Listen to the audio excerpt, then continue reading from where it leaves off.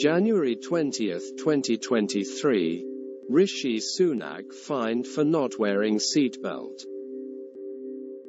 Prime Minister Rishi Sunak gets fixed penalty notice for not wearing seatbelt in a moving car while filming social media video.